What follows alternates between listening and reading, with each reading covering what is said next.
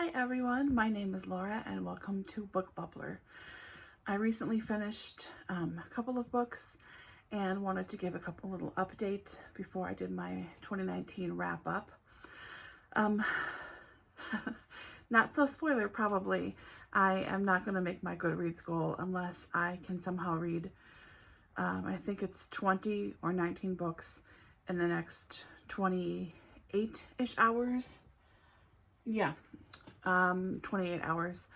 I can read quickly and I have a lot that I'm almost finished with, but I'm not going to make 20 books roughly. So whatever, I will do my totals in 2020 officially once I have everything totaled up and finished and everything. So I thought I would try a new location. This is my living room and I'm in the dining room right now. It is not cleaned up. Doesn't look terrible, but it's not great. But whatever. This is my house. Welcome to the chaos. So the first book I finished was A Lady in the Smoke by Karen Auden. This was her first novel, which is really impressive. It was really quite excellent. So this lady, whose name I forget, how can I read a whole book, be invested in it, and then forget someone's name? I think maybe it was Lady Elizabeth Fraser. This lady and her mother were traveling home on a train and there was a horrible accident. Something exploded and the train went off the tracks. People were killed. Terrible, terrible. She and her mother barely got out of their car alive, and she and her mother kind of laid in the field, passed out, until a doctor finally got to her a couple of hours later and took them to the closest hotel, where she woke up feeling okay. Her mother was kind of out of it, and she went downstairs to see what was going on, if she could help, and found the doctor that helped her and her mother trying to perform surgery on people and reset bones when he was by himself, had no assistance, in a fairly dark room, trying to get chloroform over their face, because that's how they anesthetize people. So she helped him and was impressed by him, starts to eventually fall for him a little bit, which is a no-no since he is a doctor and she is a lady.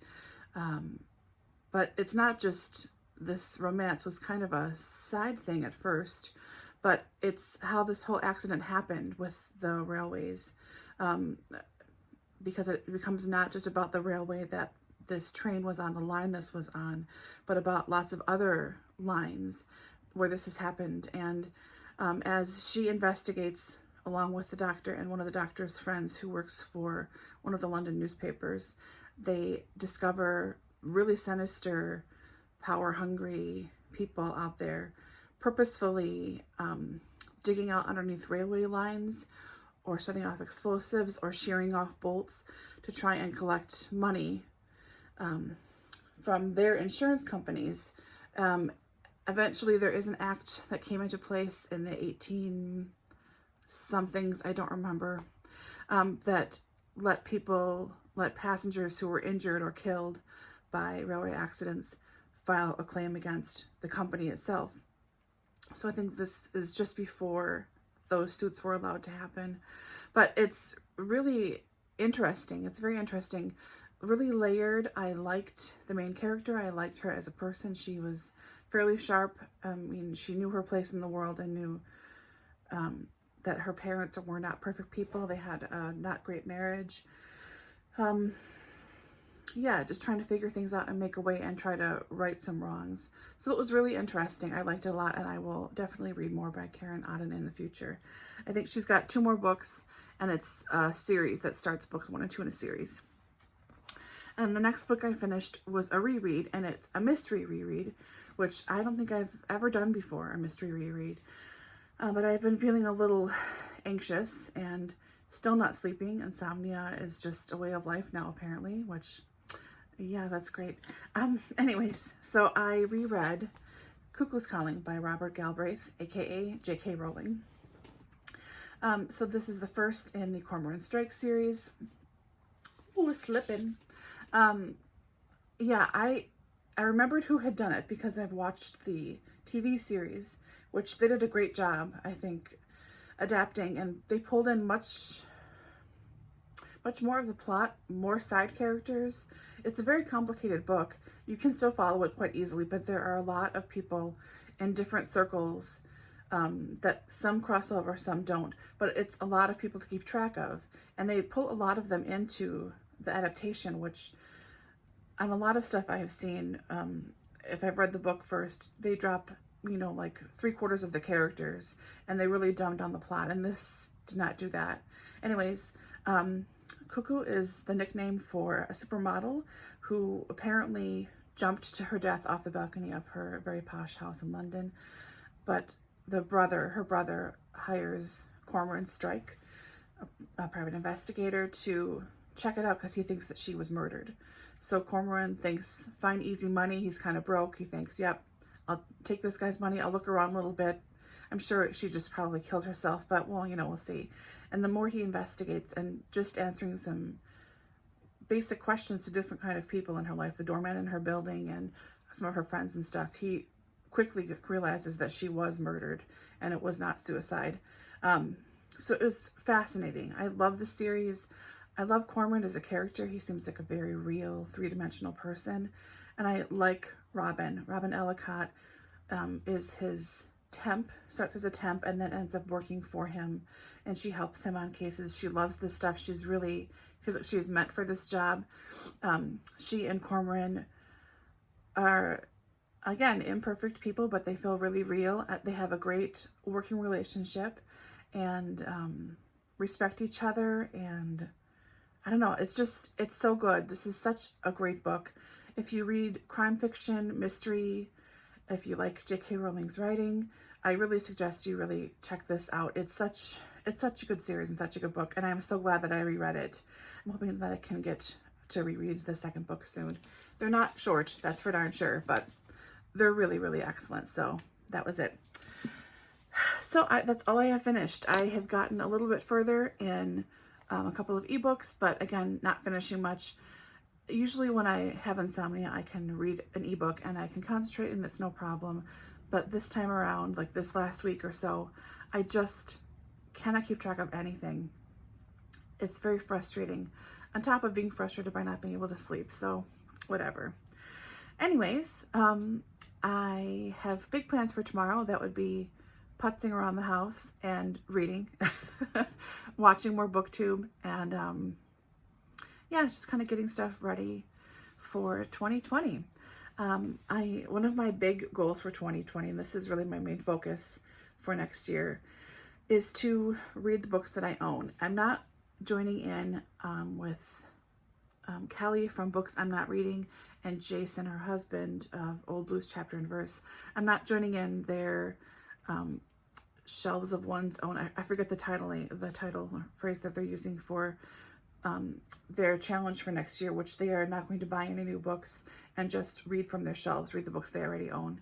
I think that's fabulous. And if I didn't know myself better, I would say I'm joining in too. And absolutely, I'm not buying any more books, but let's be real, it's not going to happen.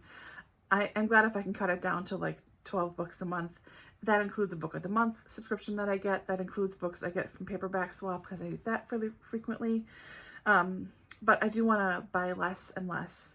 And I need to start tackling some of what is here. So here in my living room, well, this is a DVDs right there, but this is books. This mimics this side, mimics the other side of the door over there.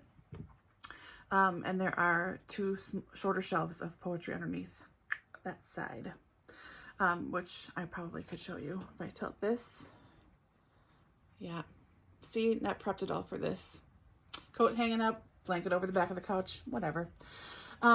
So yeah, so this is, what is that? Yep. That's one of my poetry shelves, and then I have a little stack of poetry right there. My poetry I leave mixed up, read and unread. I just remember what I have and haven't read. It's probably 30 or 40% read, which is not terrible for poetry.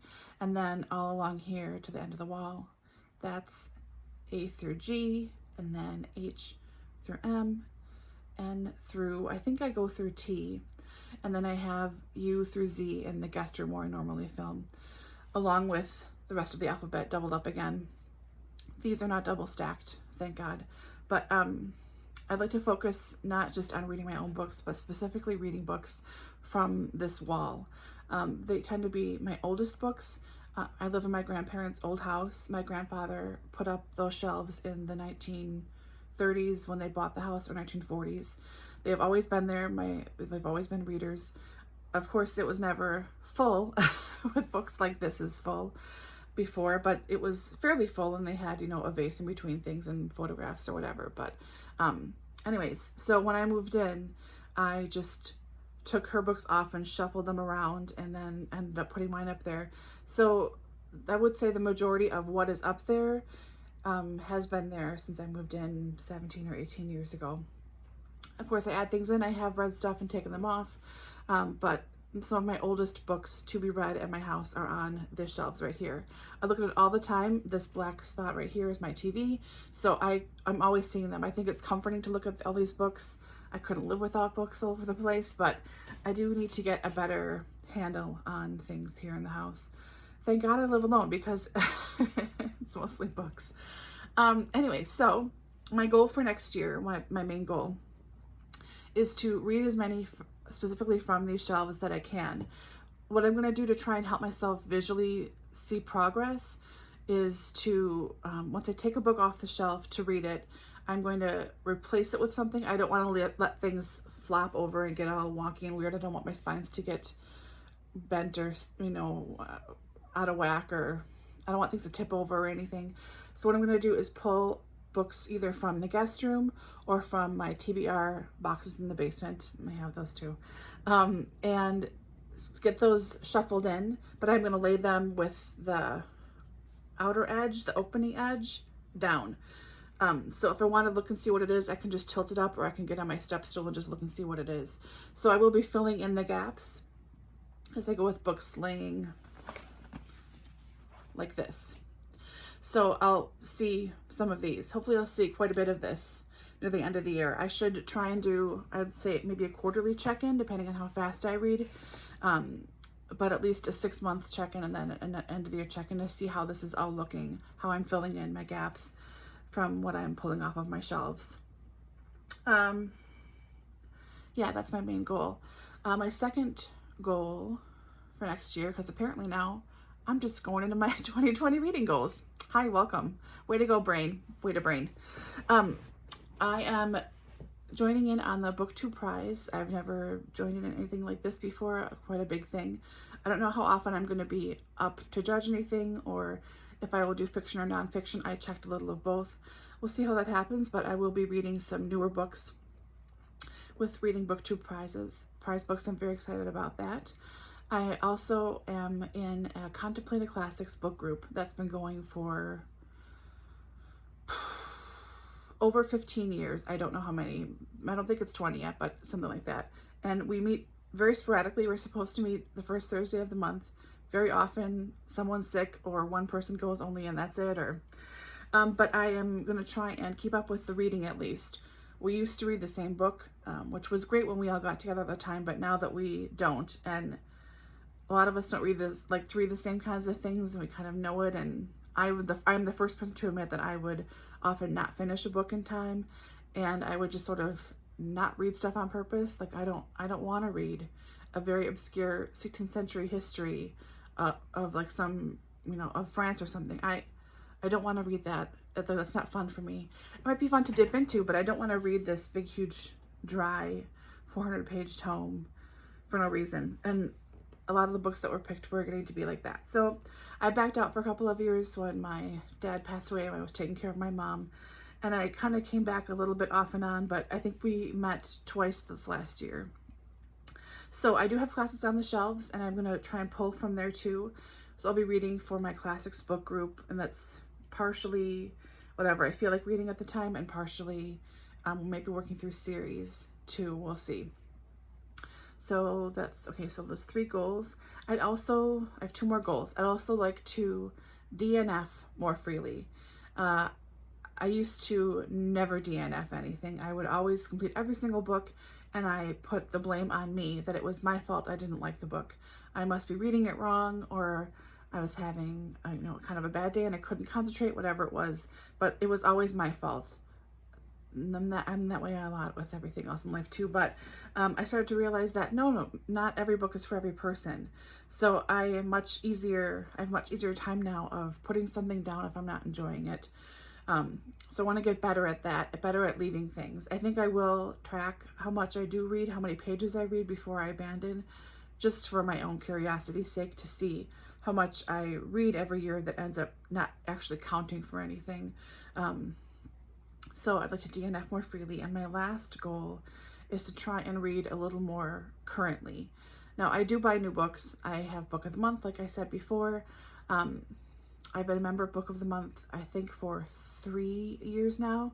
I believe I have read 2 books. And the first couple of years that I was in it, I never got less than 2 books in my box every month. That's a lot of books coming in just from that one place. And, obviously they're all new books. So I think if I can read Book of the Month closer to when it comes in, try and catch up with that backlog from them specifically. And if I can read a little bit more with Booktubers, that will help. And yeah, I think I just like to, those 2 things will help me read a little more currently. Typically, if I buy a new book, I don't read it for 5 to 10 years before I get around to it. I feel like, oh, I just got it. And then I look on Library Thing where I catalog all my books, and I see that, oh, I got that, 10 years ago. It was just yesterday. It really wasn't. So I'd like to do that, be a little better about reading new books when they are actually new, like minimum calendar year. That would be nice. I don't know about a goal yet, number-wise, for what I'm going to shoot for next year. I really am not sure. I thought about picking the same number and assuming I would have a better year because I didn't read for probably 4 months this year. But I don't know. I'll just see what happens, mull it over tomorrow and the next day before I set my Goodreads goal, and see what feels right, see what I come up with. I'd also like to enjoy reading more. I mean, I love reading. It's like breathing practically, but I'd like to feel a little more excited about what I do read and not feel like I have to read anything, which the have to part is just in my brain. Like, I see Sean the Book Maniac mention something and I think, oh my gosh, I have to read that Barbara Pym right now. I don't have to. I really don't have to. It's fine sitting where it is in the shelf. It's all right. Or, oh my God, Tom just read this, of Tom Reads Things. This sounds so good. I'm going to go get it. No, I got one of his books that he recommended. I got The Last Hours by Minette Walters for Christmas. So I do want to read that this coming year, but I don't have to do that all the time for everything. I don't have to jump in on the new shiny thing and then get it and then have it sit there forever, because really, I'm not lacking for books. I'm a guesstimate of fiction and nonfiction up there. It's fiction, nonfiction, memoir. What else is up there? I have some nature writing. There's probably 350 or 400 books on the shelves up there. But yeah, I have a lot of unreads. Yeah, I won't tell you my number right now. I'm hoping I can maybe binge a few tomorrow or get a few, let a few go tomorrow so I can get close to a round number, because it's kind of a lot. And I'll deal with that later, a different video too. I will, maybe not the basement, but I will for sure show you all of the shelves in the guest room. There are 5 of them. You just mostly see the 3 behind me when I film in there, but there are 2 more in the corner that are, of course, double stacked because, that's my jam apparently. Yeah, so how was your Christmas? Mine was nice and quiet, which is the way I like it. Hope you had a good one. Happy solstice. All my fellow pagans, happy Hanukkah, happy Kwanzaa to everybody. Happy Yule. What else did I miss? Maybe that's it. Anyways, I hope you had a wonderful holiday. I hope you have a very cozy, bookish New Year's Eve planned like I do. I will be on the couch reading and dozing off, trying to stay awake till midnight probably, but that's okay. All right, I'll be back soon with another wrap up and with my numbers for 2020, and maybe I will do a quick bookshelf tour too. We'll see. But anyways, hope you're doing well, and I'll see you later. Bye.